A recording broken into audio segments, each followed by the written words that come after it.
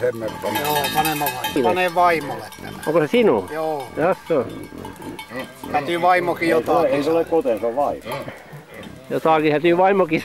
Joo, ja se muuta saakka.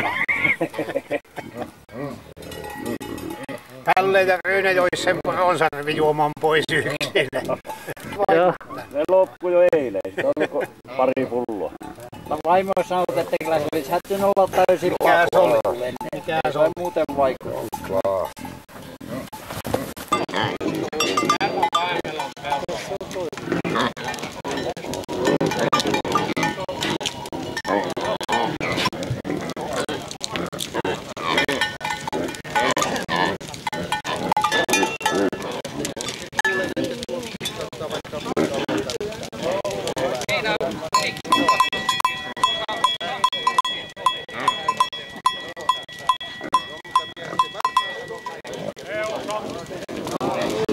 Se neittää vasikoita, onko hyviä vasikoita? Joo, hyvin. Ja isot, hyvät vasikot. Enempi kuin tavallisesti. Joo, kohta puolen kotona. Ja niin isot vasikot. Joo, hyvä. Joo. Niin hyvä.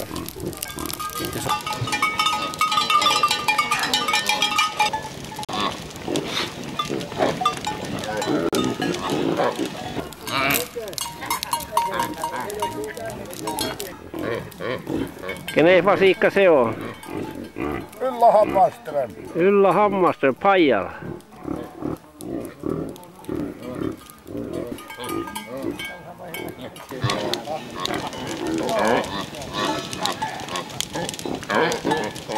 Uwe sanoo, että kun he lähitetään 600 poroa varsinkin kiinni. Niin se sanoo. Onko Uwe ja Kotte lähi? Joo, Uwe ja Kotte kyllä. Joo. Se sanoo. Vilkotti, onko se tosi niin kuin se sanoo tuo?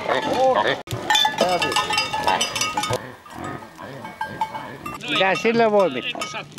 Ei sille voi mitään. Joo, ja kylmänlainen. Minä ajattelin, että kyllä tänä vuonna saa poroja niitä kokkoon. Ja se vaan rapea ole, kyllä. Ai tietysti. Ei pois aina, ei se pääse parveen. Liika koulukko parvealla, vaan kuuma. Mä sanoin, että tollekaan saa. Joo.